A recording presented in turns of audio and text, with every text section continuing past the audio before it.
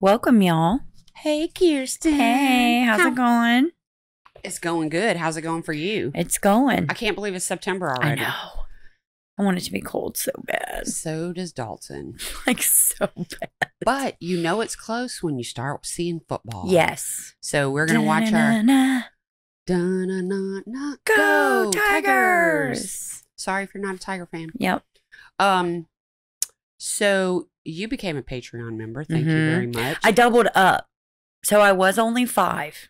Okay. I That's up. right. You were already. Yes. So did you... So I could hear didn't get to hear it yet, but I doubled. I was like, I fucking have to. I have to hear it. You haven't heard the episode where all the kids are like telling stories on me? No, okay, not yet. Guys.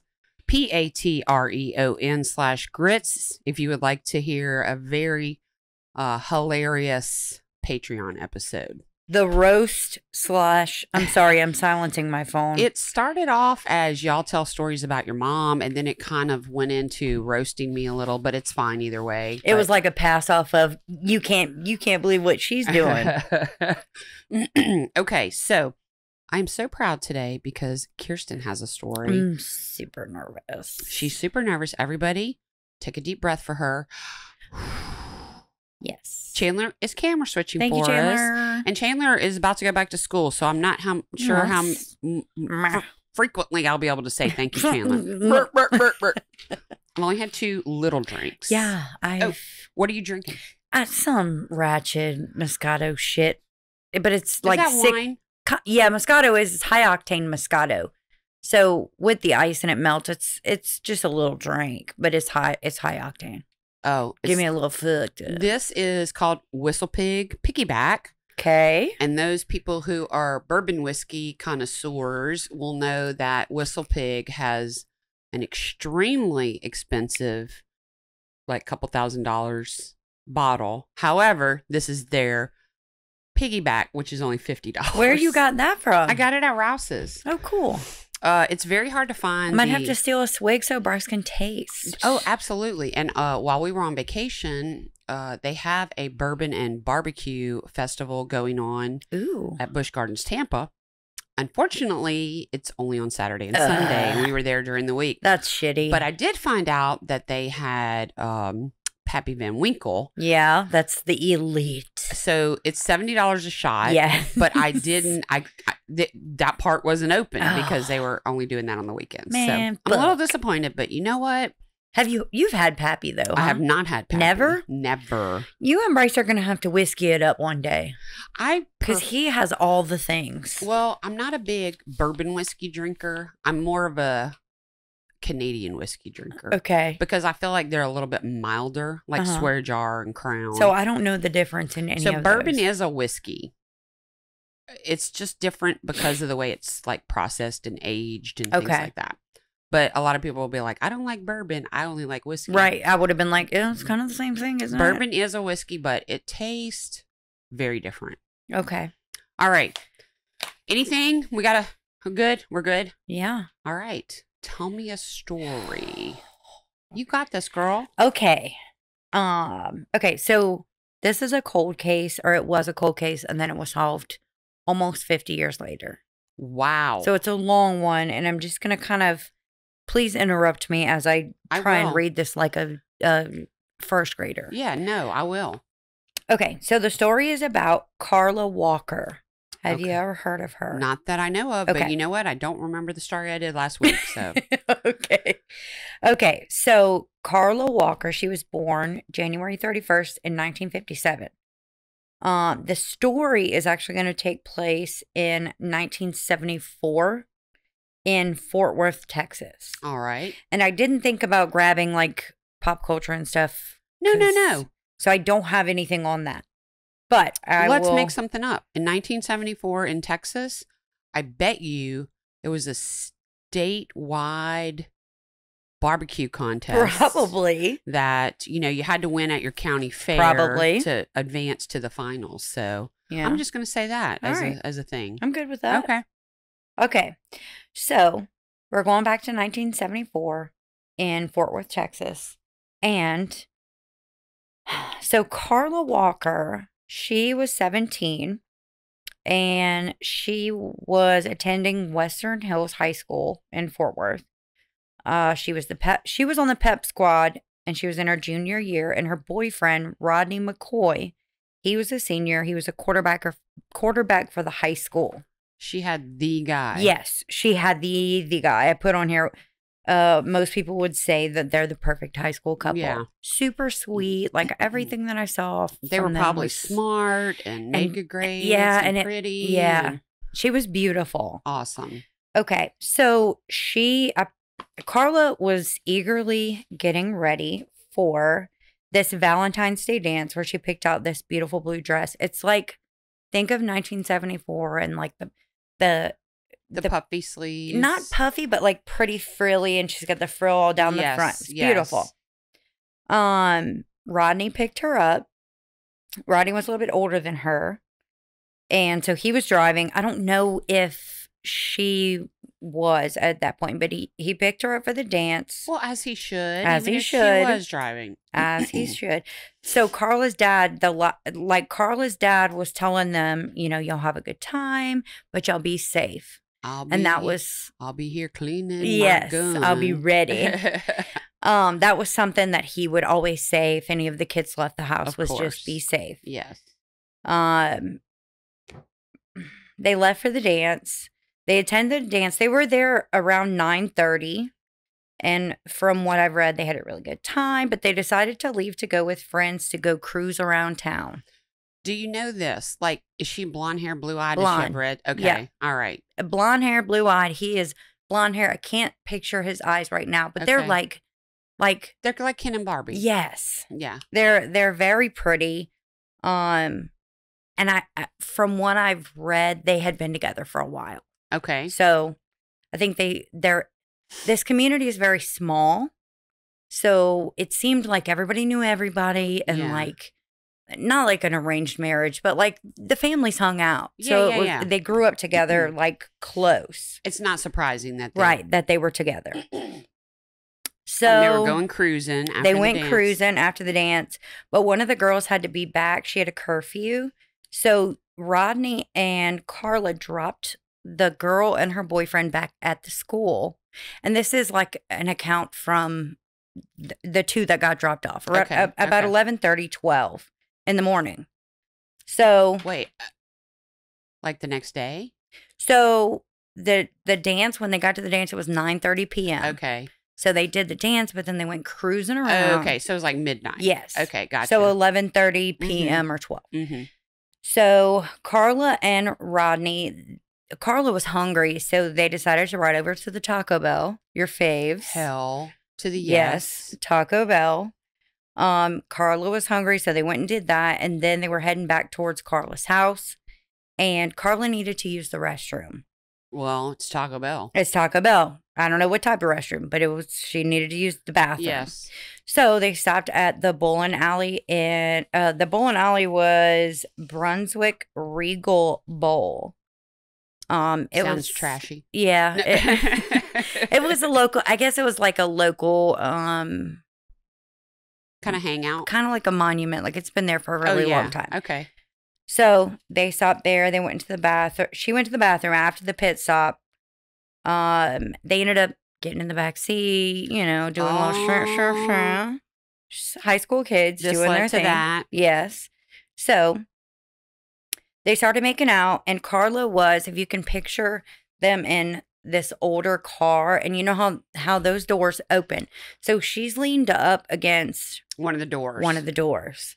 So she's leaned up. They're making out. Rodney's on top. I had a 76 Buick LeSabre, and you could get some busy in the back of that. Those cars were big. From what I'm seeing in pictures while I'm researching this, they are huge. Like twin size bed big. Oh, yeah. Like I'm sorry my son's in here and I'm saying that. I didn't get busy in the back of it, but somebody did. Somebody did, for sure. So she's leaning against the door. I'm betting you're going to tell me somebody jerks it open. I surely am. So while she's leaning up against the door, they're making out. They're doing their little thing. And the door swung open. And a man grabbed Carla by the top of her dress and pulled her out. Well, attempted to pull her out of the car. So Rodney was on top of her, So it was more difficult than I feel like this guy Yeah. thought it was going to be. Yeah. It wasn't She just had like extra weight on her. yeah, it wasn't just like a Mm-hmm. grab and go type thing. So he's pulling on her and Ronnie's like, get off of her, Yeah. whatever. Well, this man he has a gun with him. He has a 22 Ruger pistol. And the reason tiny. That's what Bryce said. The reason why I mentioned that is because it comes up in the story Okay. later. All right. So yeah, 22. 22 is like, you're not trying to go kill somebody with a 22. Bryce said, if I got killed with a 22, I'd be so pissed. I'd be embarrassed at my funeral. Yes. 22. Yeah. If somebody killed me with a 22, Yeah. I'd be fucking pissed. It's a little bitty baby Little gun. bitty. But, okay, so he has a 22 and Ruger. Okay, so the man then points the gun. He points it directly at Rodney because Rodney's like, fuck no, you're not taking her. Yeah. This is my girl. Of course. Directly at his head and pulls the trigger multiple times. So we're thinking click, click, click. At least 3 times. The gun never went off. Okay. So the man starts hitting Rodney like on the back of the head with the back end of a gun. Okay. So he's hitting and smashing and hitting and smashing. He's pistol whipping it. Yes, basically. Yeah. And so finally, after he's bleeding everywhere, Mhm. finally Carla says, I'll go with you. Just Mhm. stop hitting him. I will go with you. Mhm. And How terrifying. can you imagine? No. And so she tells Rodney, she tells Rodney, go get my dad. Rodney, go get my dad. So Rodney's blood's all over the place. At this point, he's losing blood quickly. And the last thing he hears this man, and I don't identify him because it's not time yet. Yes. Last thing he hears this man say was, you're gonna come with me, aren't you, sweetie? And he passes out. Okay. He's losing a lot of blood. Lots of blood. Yeah, we'll just call him the perp. Yeah. The perpetrator. Yes. So after a few minutes, Rodney wakes up after, he was passed out. So he rushes to Carla's family's house, which is about 3 minutes from Which here. we didn't have no cell phones back then. Correct. So Yeah. he couldn't do shit but drive. Right. So he gets in the car, he drives over there, and he skirts. He goes into the driveway, and from what he jumps the curb with his car to just because he's back and forth. Yes, of course. And he's bleeding out his head. Everywhere. So he runs in and he tells Carla's dad, help me. They've got her and they're going to hurt her. And that's as far as he got. And then Mr. Walker, he grabs his gun. He gets in the car. He ain't carrying no 22. Nope. Does he have a shotgun? Do you know? I don't know. Let's just assume it's a shotgun. he got the big shotgun. Yeah. So he gets in his car and he heads towards the bowling alley. Then Mrs. Walker calls 911. And from what I've read, the call was 1:30, 1:45 in the morning. Okay. Makes sense. So it's not like they've been at the bowling alley for a long time, making out and all. They were there for a small amount of time. Yeah. So the police then come to the house. I think it was police and fire. They come to the house. They kind of get the story from Rodney just to see, if maybe they can get an idea on this guy, or if he knows what he looked like, or how tall he was, or what color skin. He didn't have anything. Wow. He couldn't see him. First of all, it was dark. He was probably standing up outside the car to where he couldn't even see the guy's face. Correct. Yeah. Because imagine she's laying and then he's on top, but you open the door, her head goes back. Yeah. He's like, what the fuck? Yeah. So I would imagine that the guy was literally bashing him in the back of the head. I didn't find anything that changed or discredited that. Yeah. So after they get Rodney's story, they talk to him. They bring him to the hospital, get him cleaned up because he has a huge gash on his face. And I think it's from him hitting the front end of the door as this guy's hitting him because the back of his head's messed up.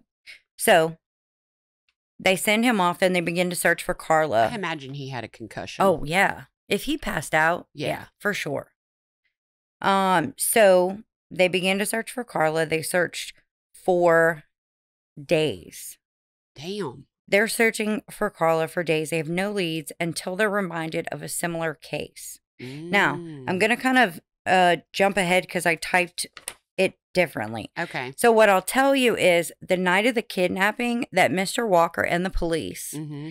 they went to the crime scene and they find Carla's purse, because the crime scene is the car. Yeah, where but the car was left. Right. So right. they find Carla's purse and they find a magazine from the Ruger 22 pistol Oh, okay. on the ground. The Ruger has a lift on the bottom of the handle, like a release. Uh-huh. So when he was going to shoot the guy, he must have hit it and dropped. Oh, that's the why it was magazine. clicking. That's why it clicked. Okay. So adding that in there. Okay. So they search for her. They search for her for days, and they're searching woods and streets and alleyways and all of that. They were reminded, and I didn't go deep into this other case because it would have been too much, because they're trying to link all kind of things to this. So they were reminded of a similar case that this girl was abducted and was found in a culvert. I was going to say, are they looking in ditches and Yes. streams? Okay. Yes. So they were reminded of that case because it was similar. This girl was abducted from a parking lot and was found in a culvert days Okay. later. All right.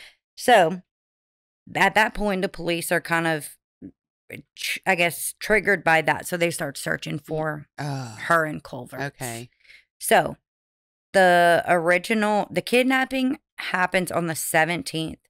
On February 20th, around 6 o'clock, they find a body down Pearl Ranch Road near like Benbrook. It was in a Benbrook Lake. It was in a cattle culvert. They found a female body. Oh. So you're talking about huge culvert. Yeah. Like, it's not like they... Right. It's huge. This isn't like what goes under your driveway. It's huge.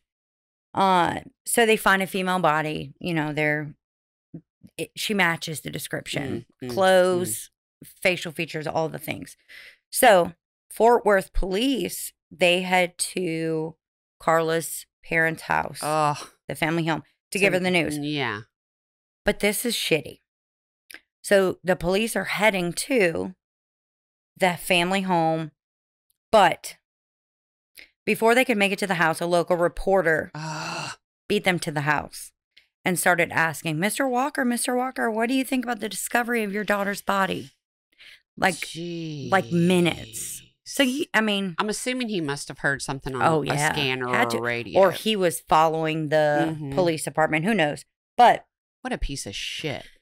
How can... I can understand you really want to get a story. I like, oh, I'm the best and I made it. But like, dude, come on.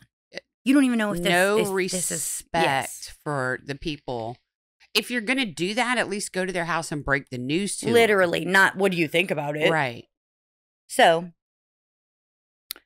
they got the news before the police even showed up. So that reporter was quickly escorted off the property. I guess he was. I don't know by who, but it was kind of like, get the fuck out of here. Yeah. Like, are you fucking kidding me? Right.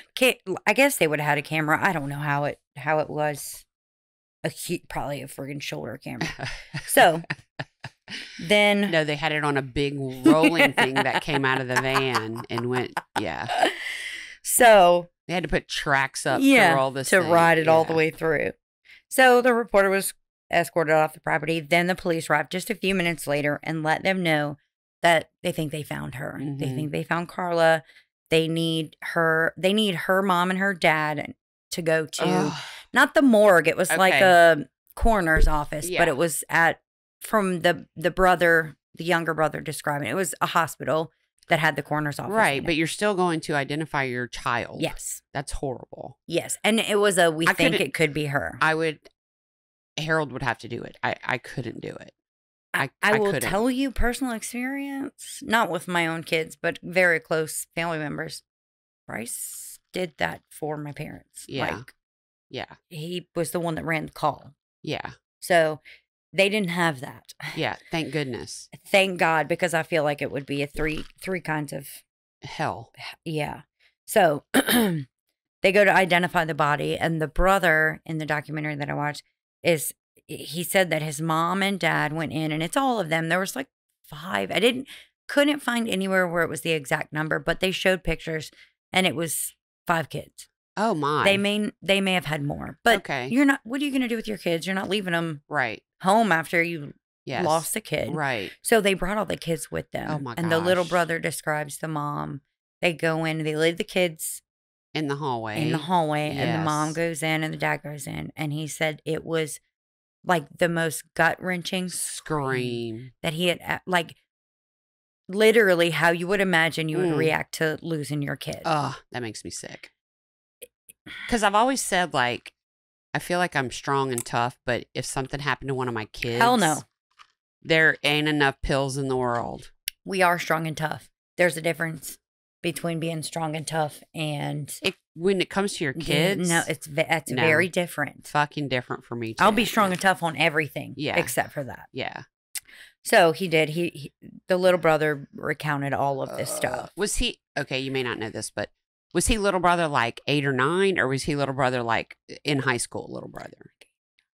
He was young. 8 or 9. That's He was young. He was young. So can you? No, I can't imagine. So I mean, she screams. Obviously, So everybody knows. Okay, yeah, that's my baby. that obviously Like I'm losing my mind. That's it's my Carla. kid. Yeah. Yeah. So they identify Carla, and after they ID the body, the murder case, it's an abduction which turns into a murder. So Right. they're full-fledged. Yes, we're all in. Yes. So immediately the police are looking towards Rodney. Like Rodney, Well, yeah, Rodney's it's your first assumption. they always Every yeah. time, boyfriend, that's Mhm. the first pick. So Rodney, everyone locally felt like this was not something that Rodney could do. No. Like Carla's family loved him so much. Like family friend loved this guy. They were so excited that they were going to be Yeah. together. Yeah. And they So, supported him. Yeah, and Yeah. they literally loved him. They've known each other for years, and he truly loved Carla so much, and he talked about giving her a promise ring this night. Aw. Night of his senior prom. Mhm. Like he gave her a promise ring. I promise you I'm gonna be here. I love you. We're gonna Mhm. we're gonna do all of this and we're gonna be together and all those things. He was literally like he was depressed as you would be depressed clinically now. Mhm. Back then. They talk about how after they found her body, he slept in her room. Oh. That's how much they love this kid. Like he slept Wow. in her room throughout the rest of his senior year. Her mom took and loved him and all the Wow. things. They were all grieving together. Yes. So he was fully part of that grieving process. So for him to be accused was like, Had to be hard. there's no way. Yeah. There was But they no have way. to do that. Absolutely. They have to eliminate. They have to work from Absolutely. the middle out, Absolutely. So, he was looked at first, Mhm. and what they did was they gave him a lie detector test. They gave him another lie detector test. They also put him under hypnosis, What? which I don't know if that was And something. this is in the 70s. This is in the Okay, 74. So hypnosis. I'm going to just tell you off my memory because we did a story. I feel like it's not allowed in court. I don't know if that was even the. So I'm sure hypnosis has been around a very long time. So what I read was they did the hypnosis. We're laughing at you, Chandler. Sorry. They did the hypnosis to trigger some sort of box in his brain to make Yeah. him remember who this guy was. Oh, yeah. They weren't doing the hypnosis to So how did he fare on the 2 lie detectors? Why did they give him? pass him. Okay. So it wasn't like Passed him this is without issue. inconclusive, Nope. whatever. Okay. Passed him without issue. But I'm feeling weird about the lie detector tests. I feel weird about them in general, I know but you like do. then and I'll explain that further in the story, but I just feel weird about the lie detector I tests know you and do. how things were done that way. Yes. So he did all of that. He jumped through all the hoops. They finally cleared him. So after the body was found, after after they did the autopsy and the toxicology, this was what was given as the ruling, I guess. Her body was found, spread open. Her dress was ripped. Ugh. Her bra was ripped down. She's completely exposed in the cattle culvert. And she was raped. And she was fully raped, yes. So the autopsy showed that she was alive for 2 days prior to being killed. So she got kidnapped. She lived for 2 days. Yes. Her parents are like, we could have just found her. And they tried. I know. They tried. I know. So many hours and manpower. They did their due diligence. So she was alive 2 days after she was put in the culvert? No, after she was kidnapped. Okay. And then, so he just fucked with her the whole 2 days. The whole 2 days. Then he killed her. And they were able to determine that I guess rigor mortis and all that. Yeah. They were able to determine that she was alive for that. You get that rigor long. and then you come out of rigor and yeah. Correct. Yeah. So she was sexually assaulted. She was beaten. She was tortured. And she was ultimately strangled to death. I figured that. 17. Yeah. Strangled to death. The toxicology report showed that she had been injected with morphine. Wow. Well, and maybe a tiny bit of saving grace. Maybe it helped. She was kind of out of it when all this stuff was being done to her. That's what I put on here. I put on here. So I'm assuming he did that more so to just keep her calm. I would think to subdue her so she's not screaming and fighting. As shitty as my thought process was, well, maybe he did it so she wasn't in pain, but I don't think he was that nice. No. I don't think that he was trying to make her comfortable. No, after he pistol whipped Rodney, no. So, also, there was a semen sample. They were not able, they didn't have the technology to test all of that stuff. But they kept it.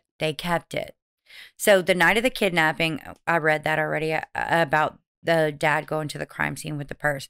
So, at this point, after they have all this information, they go and, if I'm remembering correctly, ATF started in 1972. So we're talking 2 years after ATF started.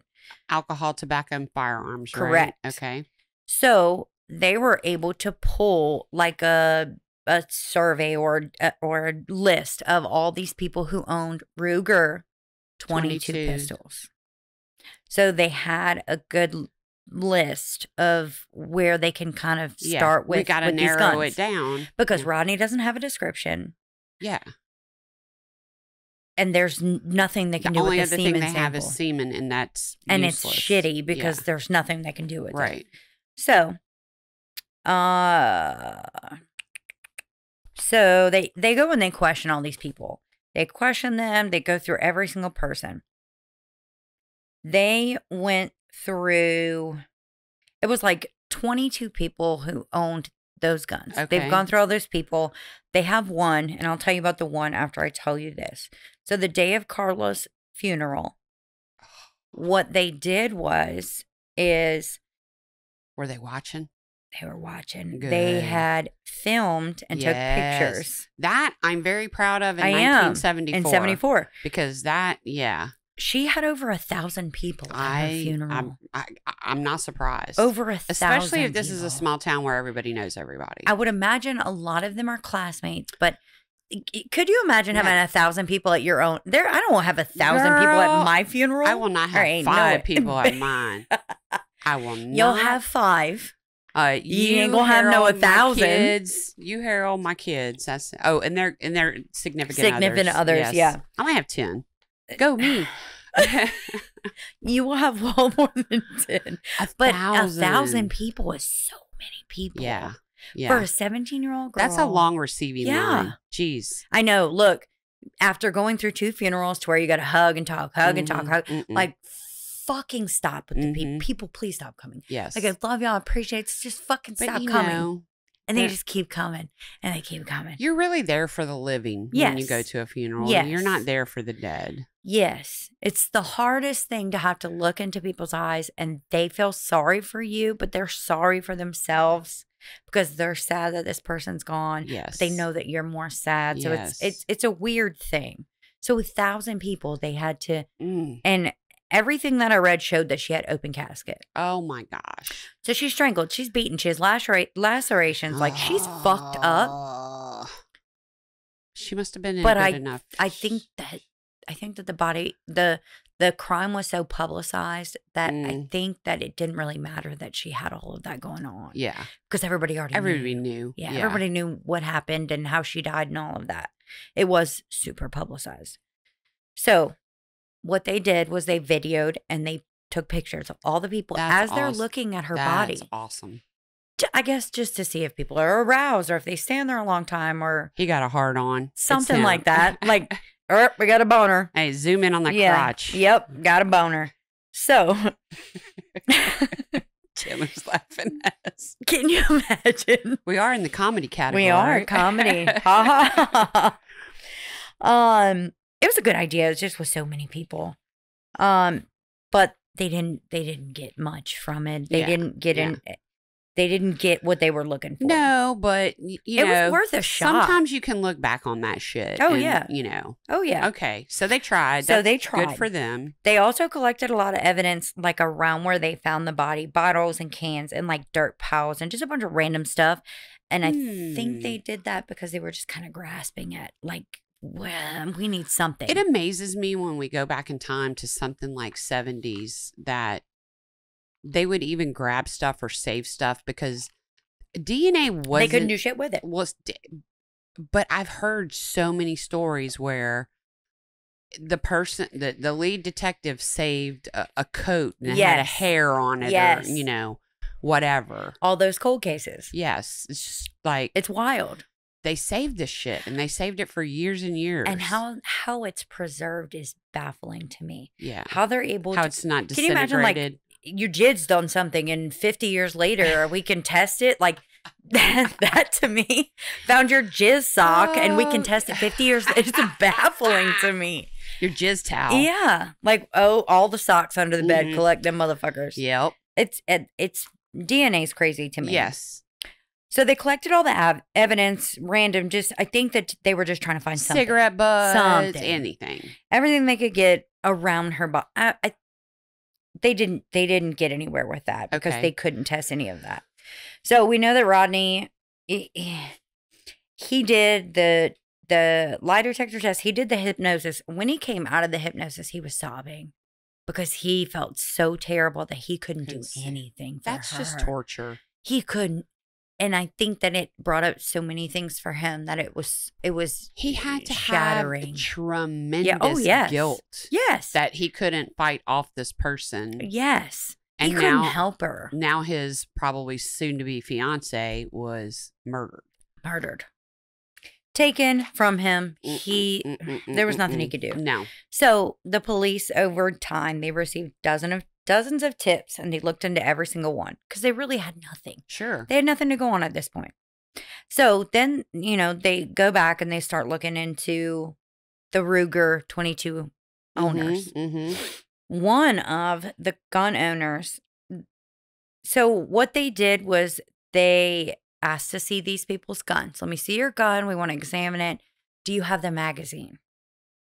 Yeah, I have a magazine. Here's the magazine. Here's the gun. Well, one of the gun owners was a man whose name was Glenn McCurley. McCurley? McCurley. Glenn McCurley. Yes, Glenn McCurley. Glenn Samuel McCurley. I'm writing his name down because I feel like it's going to be important. It is. It's very important. All right. So, this was the only person that really couldn't produce his gun. Oh. So, he couldn't hey, I have my gun. Okay. So, they're trying to check his gun. What he stated was that somebody stole his gun 6 weeks prior to the abduction. Except for, Glenn, you dumbass motherfucker, you just bought a magazine 2 weeks later. Oh. 2 weeks later, after the gun was liar, pants stolen. On fire. Yeah. I wrote sus. So sus. So, but the police at the time questioned him about why he just bought another magazine. This is his response. It was a good gun, and I'm going to buy another one soon. Don't you buy the gun before you buy the magazine? You turd. So they took that and just left with it. Are you fucking Swear to kidding God. me? I mean, there's not much they can do, honestly. You know what I mean? Like, if you can't produce the gun, like, they can't examine it. Stolen. Yeah. We can't do shit with it. But you're the only one. Right. You are the only one. Obviously, they know. Out of all but these what are we going to do motherfuckers. about it? Yeah. All these motherfuckers. Yeah. You're the only one that The that beautiful you can thing- show us your shit. The beautiful thing was is if he would have had the gun, you know there would still be blood in it. Fucking right on the back end of it, at least. Mm-hmm. So they moved on, but he took a lie detector test and passed it. Okay. So Still don't know how I feel about that, Where but I'm like, okay. ugh. He was cleared from being a suspect. Just on the lie detector test. Just on the lie detector test. Nope. Which is why I'm like, Nope. I about disagree. the lie detector test. Nope. So this was the last lead they had. This case sat, I think it was 47 years. Wow. This case just sat. It was cold. People Cold as who were fuck. involved in it probably died off. Yes. So remember I told you about the little brother who heard the mom? Mm-hmm. He went and studied criminal and he did criminal justice? he rode around with his dad until his dad died. Like he rode around looking for all these leads because people would write them letters saying, oh, we think it's this person. Mm-hmm. And the dad looked into every single one. I'm sure. Everyone for 47 years. Oh my God. What torture. Can you imagine? No. So No. the son ends up, his name's Jim, and he ends up trying to finish like The case.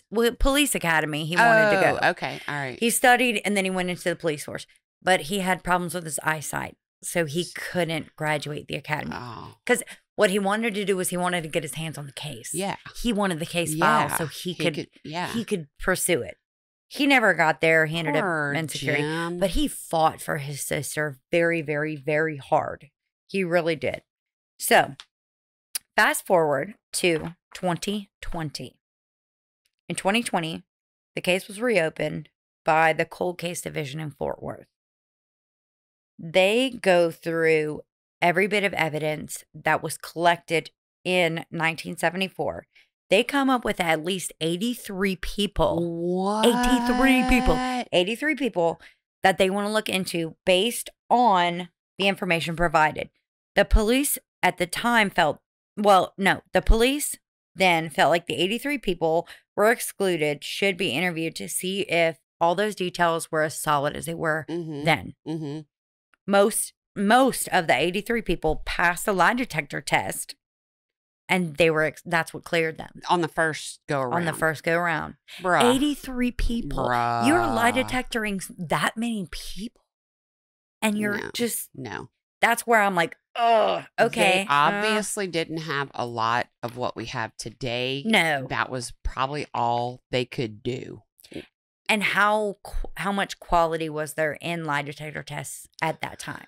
I mean, they're still not admissible in court. So that tells you right there today. That ain't almost shit. 50 years later. Yeah. So that's kind of where I'm like, oh, I don't know about that. Yeah. So I hear you. I feel you. And I even put on here. The police in what did you say was 2020? They were like, nope, this ain't is no fucking not, way. we're doing that. We're not doing that. We ain't doing that We shit. got to go talk to them. So 83 people. And I even put on here, like, why didn't they do more than just a lie detector test? Like, they didn't. Could they have done fingerprints? Or could they? Yeah, they probably could. But would it even matter? I don't know. Because I don't think that they checked for that shit. Their hands are tied to a certain point. Absolutely. And they had a lot of limitations in 1974. But I didn't, and I should have. I didn't look into, like, could they have checked for fingerprints, like, on the door handle? Of the car? Yeah. Good idea. Why didn't they check for that? So I recently had someone on to bring up Patreon again. We're gonna have her. She was a fingerprint technician in the Baton Rouge Police Department. Can I just sit in and listen for that? We already did it. Oh, yeah. It's not out on Patreon yet. I don't think it might be. But Damn. anyway, she was back when fingerprints were like on cards. Oh, okay. And in file cabinets. Okay. And they had That's cool. like, you need to go listen to that episode. When is it? How long it's ago a did mini he it's a post it? mini-sode. It's either an August mini-sode or I'm terrible September. with the mini-sodes. The mini-sodes It doesn't hold my attention. Yeah, I want it for a long time. Oh, well. I gotta go boop boop boop. Yeah, hers was really good. But I'm my gonna have point to. bringing that up is even with fingerprints, it was not very sophisticated. Okay, that's what I figured. I didn't. This case got so deep, and I got into like all the other people that they may have thought were affected by this case, and it spiraled into like a million different things. So usually the rabbit hole I go couldn't down. I touch understand all of that because No. if I would have. It would have been a 4-episode, 4-part. It would have been like to be continued. Yeah. Like it would have been too much. But I would like to go over some of those cold cases that are tied kind of to this. Okay, that would be cool. One day. Yeah. Okay, so back on track. They have the 83 people that they want to go and they want to kind of at least talk to and say, hey, tell me the story. Right. All of Carla's clothing was preserved, and they were able to send that off to get like testing for it in 2020. It's been preserved that long. Yes, I believe it. So in a hermetically sealed bag. I mean, that's the crazy thing to me is that they were able to keep it for so long. So after they sent it off to be tested, they developed a male profile, and they were able to submit it and put it into CODIS. Like he's from what background? Like Yes. he's Caucasian. Yes. He's got black hair. Yes. Okay. Yeah. So it wasn't anything grand or great. And I No. think, correct me if I'm wrong, if they submitted to CODIS, that person would have had to have submitted a DNA sample because of a crime or to be involved in a crime, something like that. Yes. Okay. They would have had to have already in some way, shape, or Correct. form had a DNA sample there. So, But the investigators now are starting to use like Ancestry. okay, I'm getting there. Okay, all right. You're sorry. foreshadowing. That's what I get for foreshadowing you all the time. All right, so I'm getting there. Okay. So they didn't find anything. When they put him in CODIS, no hits. Nothing. Okay. They were super hopeful. They were so excited. guess Like, so. cold case, like, we're about to get it. They're like, this guy has This done is this it. before. Yes. And yeah. This is it. Now, mind you, they didn't test any of the other cases. And this case was actually reopened because little brother requested it to Kept be going. a little, like, just look a little bit more. Please just look a little bit more. Yeah. So that's why it was reopened. I don't know if the other cases, they had somebody who was advocating for them. Yes. So, nothing in CODIS. All right. This motherfucker never been nothing. So, they're frustrated at this point, and they're kind of at a dead end. But they decide to look into using forensic genetic genealogy. Yes, ma'am. No luck with that either. Oh. Nothing. Okay. Okay. So they've literally wasted not all of it, but almost every bit of the DNA that they have. Ugh. Because the DNA deteriorates Yeah, of and course. you lose it. If you use it, you lose it. Yeah. So I mean, it wasn't enough for like any of the other big testings. Basically, this is their last little drizzle and drop. Little drizzle of this jizzle. Little drizzle of jizzle. This is all they have. But they heard of another option. It is a testing system called Autumn. Haven't heard of it. And they are, and I might be saying it wrong. That's okay. They are able to do the testing with a Drop. Pinhead size. A tiny little bit. One semen. One little swimmer. That's what I meant. One little swimming guy. What are they called?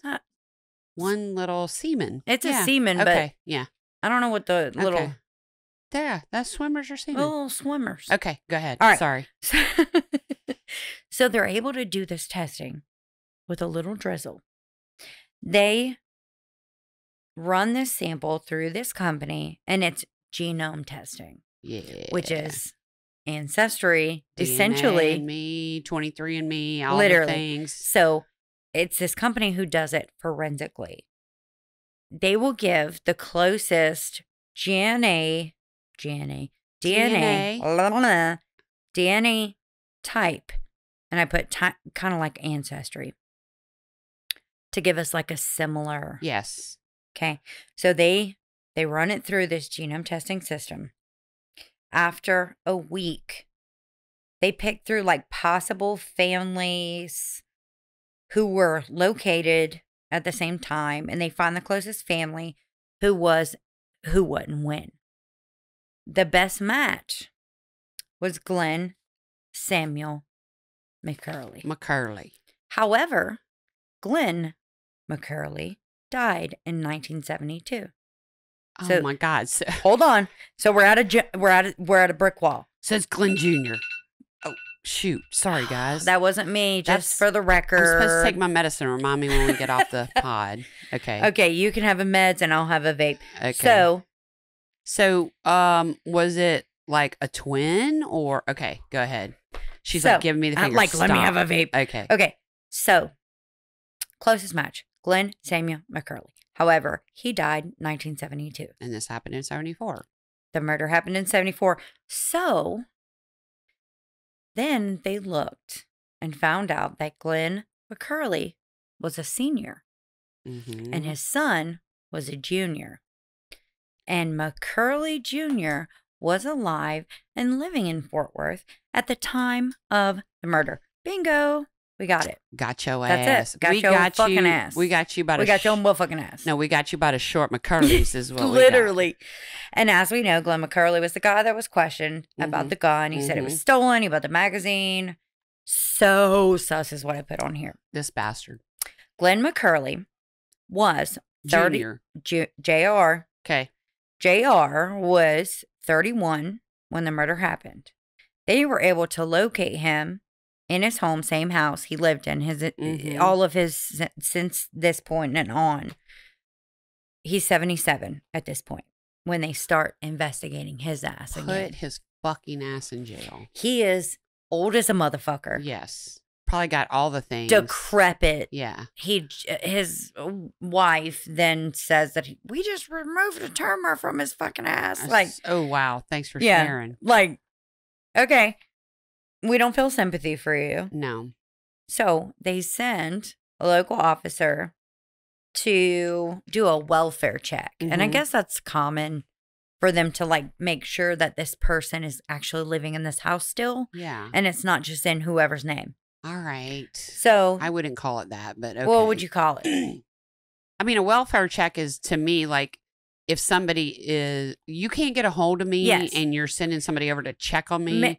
I get what you're saying, that they wanted to make sure he was alive and that was actually him. But that's what they called it in the documentary. Was I hear you. I wouldn't call it that. I didn't think it. I felt like welfare was like, I've been calling my sister and she ain't been answering me for 6 weeks. Right. We're going to go make sure her body ain't I talk to her every day. Yes. Every day at 9 a.m. and 5 p.m. So go check on her ass. No. That's what I think. So I don't, that's just what they called it. They were just, they were checking to see if his fucking ass was still living there. Yeah. And he was. So they do the check. They confirm that he still lives there. He lives there with his wife. They then dig through the trash. Get some DNA. They're trying to match a cup and a straw and all the things. Yes. They dug through so much trash, they said. Like, so much trash. Probably had Depends diapers in there and fucking everything. So, they get a match. Oh, good. Now, they're able to get a search warrant. You're going to laugh because this is fucking crazy. How am I on time? You're fine. Right. You know what? I know. We are just on whatever time we want to be on, girl. All right. So they get a match. Now they're able to, they have a search warrant. Okay. They're looking for the gun? But no. I guess their search warrant is like if he was going to be combative and be like, listen, motherfuckers, I'm not talking to you. Okay, well, we can search your house if we want to. Okay, I got you. So they get the warrant. They get a consensual interview from McCurley and his wife. Okay. She's like, come on in. I'll fix you some lemonade. Y'all have a seat. No, it's Texas. They had coffee in the afternoon. That's how we are in Louisiana. Whatever. You want some whiskey? Put it in a Dimitas cup for me. She was very, like... She was like, hey, my husband come on in. This. I literally cooked 30 minutes ago. Have some dinner. I'm an open book. Y'all want some rice and gravy? Yes. Yeah. Like, she just was very... And So they have a recording of McCurley and his wife when they do that consensual interview. So the interview is happening at the house. Yes. The interview is like we're going to go down to the station. All right, tell me. They do the interview. They're whatever, cool. Hey, how you doing? Blah, blah, blah. So they question him. Is he cool as a cucumber? Cool as a cucumber. Okay. Not even thinking, who the fuck are these people coming like, to get me? I don't even remember doing that. Like, okay. So they question him about the week of Carla's abduction.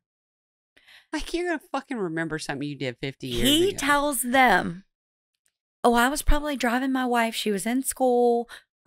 She was a daycare worker. So I would imagine she was in like early childhood education or something like that. Okay. She was going to college. Okay. Before they had kids. She retired from this daycare. Was he really married at the time? Yeah. Okay. Married as fuck. Okay. Married as fuck, and they had like little kids. Oh my God. Like living in the same house, married as fuck. And he's just cruising around at 12:30 cruising and bruising. midnight. Okay. So he says, well, I was probably driving my wife back and forth to school.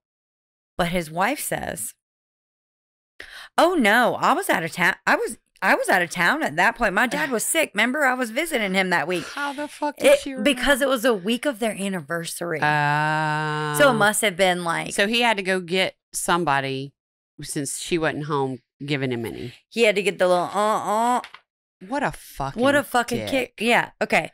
So she basically says, I was out of town, motherfucker. So no, you weren't driving me anywhere. Then she says, y'all want some more coffee? Hold on, I got the jambalaya. It's almost ready. Now we're on the track because they know he's alone. Yeah. They know that he was alone the whole time. We got you, son of a bitch. Literally. Son of a bitch. So they ask him for DNA. And he says, oh, well, I think they got all that from me back then.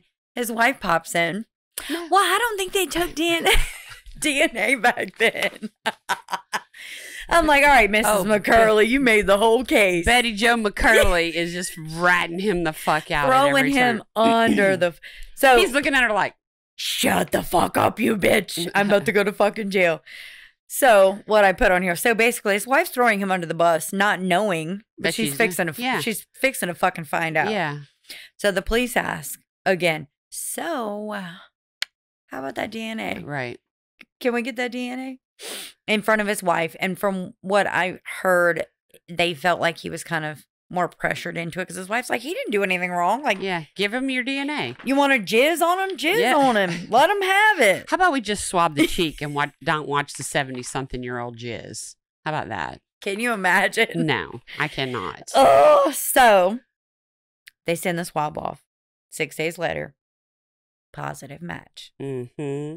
Okay, baby. So what I didn't say was when they did the McCurley, they also looked into he has two brothers. Okay. So when they found the dad, they also looked and dug into the two brothers as well. Yeah, it had to be one of the McCurley boys. Right. But those other two boys did not live there. Oh, okay. They were not in Fort Worth. Only he was. Okay. So they got a match. Then they pick him up. Okay, so question. Yes. Okay.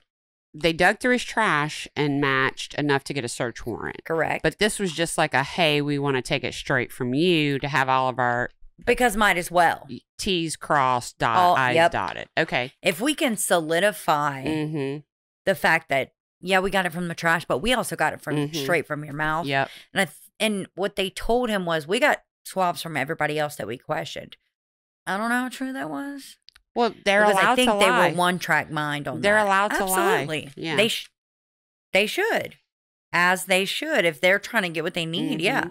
And it's a female detective and a male detective. So it was a little bit more comfortable, I think. It was probably a little bit of good cop, bad cop, maybe. I think that's kind of what she was made like, come them on, comfortable. sugar. Yeah. All right. So what happened after that? What happened was they picked his ass up. I guess so. 77. They picked him up for capital murder. What did Betty Jo McCurley? I don't know. They didn't even dig any further. Damn. They have. I watched like 4 or 5 documentaries on this, and she didn't speak out for shit. I would have been embarrassed. I'm sitting here saying, "Oh no, honey, I'd be like, okay, I just threw my whole ass husband under the bus. My whole I ass gave husband. his fucking ass Let me just up. say, if he's 77, he ain't a whole ass husband anymore, okay? He's a fucking degraded, decrepit ass husband. Okay, sorry for any husbands out there who are 77. All right, so they pick his ass up. Capital murder. So they bring him, here's the kicker, they bring him the day of the arrest. And he actually thinks, and this is what I wrote, he actually thinks he's going to deny even knowing Carla Walker. Bro. Deny completely. So he didn't know at this point they had his jizz already. As if he never heard. Okay. The case. I think he knew that. I think that he knew they had his jizz because what he says after I go through this. Tell me. So he's playing like, oh, I never even seen her in my whole life. Oh. Who is that? I don't even know who that is. And I put like, really, bro? We have you recorded 6 days ago. We literally have the entire recording of you talking about how you knew this girl and this poor girl and your what? Like, y'all knew who this girl was. Mm-hmm. Detective Wagner and Detective Bennett are the girl and the guy. They're good cop, bad cop. So they show up and be like, listen, you remember talking to us? And he's like, oh, yeah, I remember talking to y'all. Yeah. Oh, now you know. What you done said was. Now you remember. Yeah. After you see our faces. And I will tell you, female cop was badass because she was an elite detective. Shit. Yes, she did. Like a boss ass bitch. Okay. Like I was very impressed with how she handled herself. She was lead and she took that shit straight. Awesome. Yep. She did very well. Go strong woman. Yes. I love that. So they say, do you remember us? He's like, oh yeah, I remember y'all. He looks at the picture of Carla and then slides it back to them and says, I don't know who this is. But you already said you did. Yeah, you dumbass motherfucker. We got you on a recording. Side note, even if he wasn't involved in the murder, the high school that Carla went to, they had a huge memorial for her. Like, you had to walk over this memorial every day. He probably lived like a block away. His kids went to this high school. Oh my God. His kids went to this exact high school. So even if you weren't touching this murder, you knew who she was, bro. Stop it. You knew who she was. So he can eat a bag of dicks. All the dicks, all the bags. So they leave him alone. You know how they do. Mm-hmm, they leave him alone with the picture, and he kind of just keeps like moving it and touching. Yeah, like I don't know what to do. This is bringing up shit. This is bringing he's shit like, this up. is fucking me up. So they start again. Tell me about this. Mm-hmm. He looks at them and says, I guess I did do it. Oh, damn. I guess I did do it. And he starts sobbing. Like, looking at an old man cries, kind of, I give zero fucks. I know, but it was just. I give zero fucks for him. I don't give a fuck for him. No. I just feel like a fuck for an old man crying. I do not. Well, sorry. Not that old man, I guess. I'm a cold-hearted bitch. Me too, sorry. But not, I don't know. I just was like. He killed a girl in her. He did. Full-fledged. Young. I don't feel bad for him. I just mean in like an old man crying kind of way. Okay. I don't feel bad for him. Because he's a dumbass. I got you. He's an asshat. Yes. All the dicks he can eat. All the dicks. So, he says, I guess I did do it. They ask him about the gun. Sure enough, he has the gun, the stolen gun, bruh, hidden in his house behind some paneling. Bruh. In the house that he lived in when he killed her. Like, okay. I'm not even going to go into wrapped it. in a fucking towel. This man is 70. You have lived an entire life with that gun just passing that secret every day. Looming over your head every day. Walking past it. You know that fucking gun's in the paneling, motherfucker. Like, if I killed somebody with a gun, I would fucking get rid of that motherfucker. That's what I was going to say. There ain't no fucking way. But, you know, people who kill people are fucking idiots. Yeah. Well, they don't live by the same rules, you know? They don't have the same mentality. I would get rid of the gun, too. Fucking right. So, they find the gun. He tells them he knows where the gun, like he tells them exactly where the gun is. And there's probably DNA on the gun. Yes. From Rodney. You're about to tell me that he can eat 60,000 bags of dicks. Because I'm going to tell you how he recounts the story. The day. Oh, God. Tell me. He recounts the whole day, saying he drank whiskey. I drank whiskey all day. Bruh, I've drank whiskey all day. I haven't kidnapped or killed anyone. Kidnapped, killed, raped, Yeah. fucking strangled. I mean, could I really rape someone? I mean, can you rape a guy? Is that even a thing? I don't. Okay, anyway. I feel like yes. I feel like yes. Now, maybe he's still kind of willing, but yeah, you could totally rape him. Okay, so he was He's been drinking whiskey all day. Blaming on the whiskey. Wait, blame it on the whiskey. I've been drinking whiskey all day. Now, mind you, his wife's out of town, taking care of her dad because her dad's sick. So, anniversary, I don't know. Maybe he won't. I don't fucking know. So, he recounts the whole day saying, I drank whiskey all day, driving around, ended up at the bowling ball place. Bowling ball place. Now, okay, remember where they that, make them cool shoes. But do you remember how late it was? Yeah. For you to be just popping 12:30, 1 o'clock in the morning. At the bowling ball place. He was driving around looking for some shit is what he was doing. I will tell you, he was a truck driver. Okay. So he was a ride around kind of guy anyway.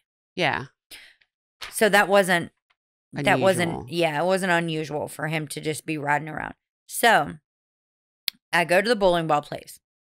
I hear her screaming and saw a big guy on top of her. He opened the door, got into a tussle with the boy, knocked him down, and grabbed Carla and took her to another parking lot where she was hugging and thanking him. And one thing led to another, saying everything that happened was consensual and that he didn't know what happened to her after the fact. And at the time, he was in his 30s. 31, she's 17. No. In court. No. He went into court pleading not guilty. What a fuck. After 3 days, after I believe the prosecution presented every ounce of evidence. I hope so. They had. He changed his plea to guilty. Okay. He was like, I don't see no way out of this. I'm fucked. I'm going to have to cut a deal. I'm fucked. I'm going to have to cut a deal on this motherfucker. So he was convicted of murder and he was sentenced to life. The sorry sack of shit died in prison in 2023. So 3 years is all he really spent? 3 years is all he served. Wow. So that's the end of my Carla Walker. Wow. I have never heard that story. I'm so glad. At all. Oh, I was so worried. Not at all. So my source is Bloodline Detective, Criminal Core, Inside Edition, and Wikipedia. Okay. Cool. I'm so glad you didn't hear it. Nope, never heard of it before. Can you imagine? Girl. What a fucking asshat.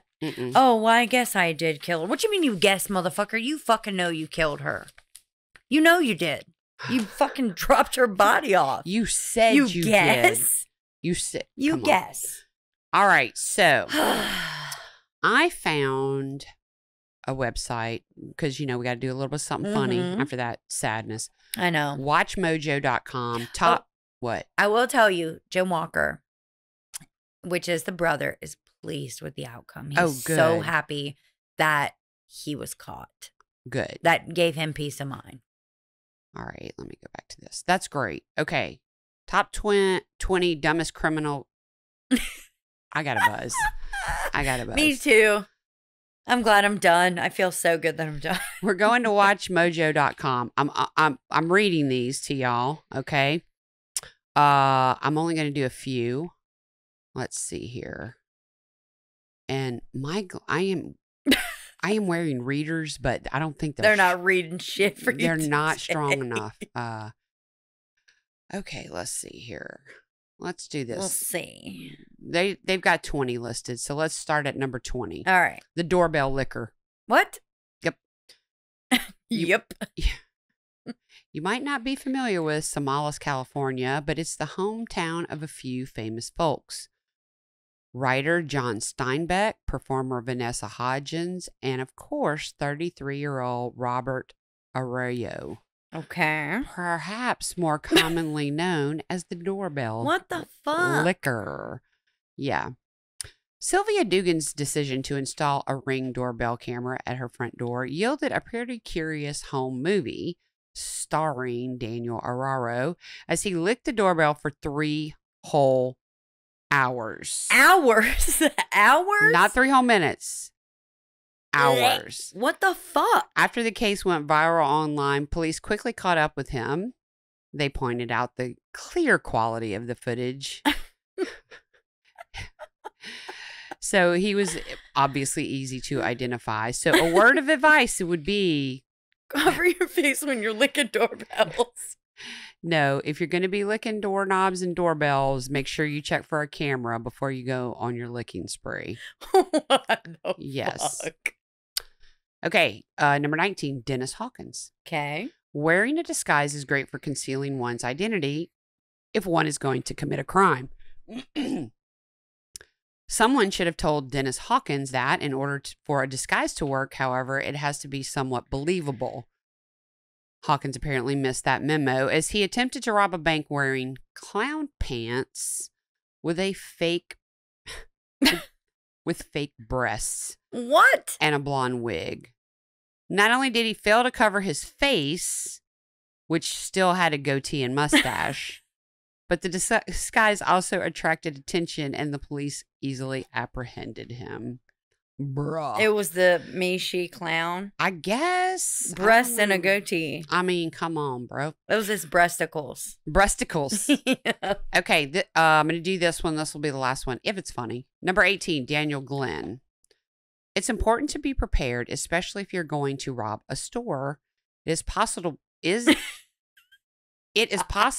to be too prepared, though, which is exactly what happened to Daniel Glenn, who unexplainably decided to call ahead to ask the store how much cash was in the register. You got me fucked up. Imagine how that conversation went. Hey, Hello, I'd like to place a takeout order for all the money. Give me the money. Can I get fries with that? Oh my God.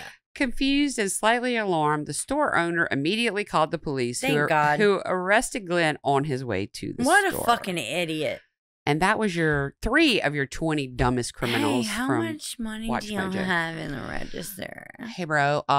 Break me off. I All want that to money get in the register. I want to get the chicken shawarma plate and with all the money.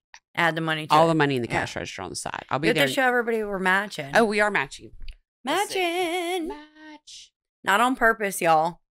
Well, today is the first LSU It game of the is. season. And these are our cutesy girl shirts. And I copied Kyrstin because you came with the shirt, and then I had to run to the same store and buy the shirt. That was last season. Yeah, Yeah. It's this season. But it makes me smile. We didn't get to the matching on purpose today. No. I almost texted you. This is a comfy one. I did almost text you too. Be like, bitch, I'm wearing the shirt. Wear the same shirt. We could be matchies. Oh my God. Okay. So thank y'all so much. Thank you for doing that story. I hope y'all enjoyed that story. It was great. Chandler, thank you for camera switching. Yes. Don't forget, go to YouTube and subscribe. Yes. Grits with Side of Murder. We're on TikTok, YouTubers, Facebook, YouTube. all the things. We're on all the social media. Twitter, huh? X. What the fuck is it called now? I don't know. What is Antonio, it's X. Antonio, thank you for all you do. Appreciate you, He's Antonio. also going to be updating the website Yay, regularly. good. So that's not stagnant anymore. Go Thank check the it out. Lord. Yes. Patreon.com/grits. Yep. Because we have put some funny and interesting. There's some funny and interesting things on there if you'd like to become a Patreon member. And have I forgot anything? Tell your mom and them. Tell your mom and them to listen. We're going to let Zydeco Mike take us out. Bye.